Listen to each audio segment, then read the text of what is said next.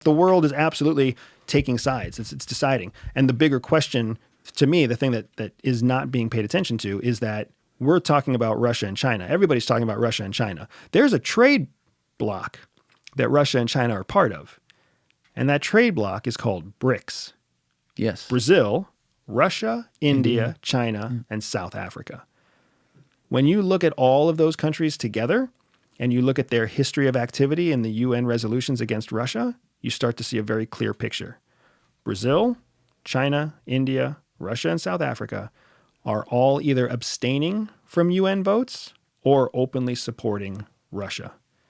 Add to that list now Iran and Syria, who are now all in the authoritarian camp. They have all got vested interests in strongman governments because that's what they have. That's in this corner. You have the BRICS and the developing authoritarian nations of the world. And in this corner, you have an inflationary, conflicted, torn United States, along with NATO, who is also suffering from the same kind of inflation and the same kind of political divide because they've modeled themselves in many ways off of the United States. And these are the two kind of factions that are going to be moving forward in this potential World War III of proxy conflict. Yeah, the conflict, to put a word on it, it feels like it culminates in a monetary conflict more than anything. It's absolutely it's a I'd said that conflict before cyber. It's a conflict for economic power. Because if you don't have economic power, you can't have military power. So is part of the reason,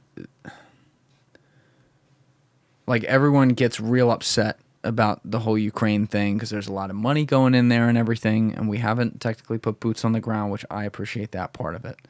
But you're never going to make everyone happy. People are always going to be complaining, why can't we spend the money here? And there's some validity to that for sure.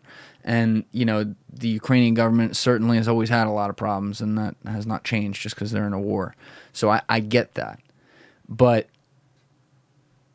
is there a case to say that having a financial interest in Ukraine, and I'll use this term, making them a client state in that part of the world, is really economically a long-term good decision for the United States? Is there a decent case for that?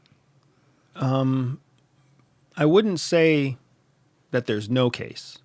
I don't know that there's a strong case because you have other NATO allies that are already essentially client states, representatives of democracy in the region. So why is Ukraine special? Why is Ukraine different than Romania? Why is Ukraine different than Hungary, right? In many ways, you see Hungary getting very upset about the conflict because they're suffering, they themselves as a country in NATO, as part of in the UN, they themselves are losing resources because of this conflict going on in Ukraine.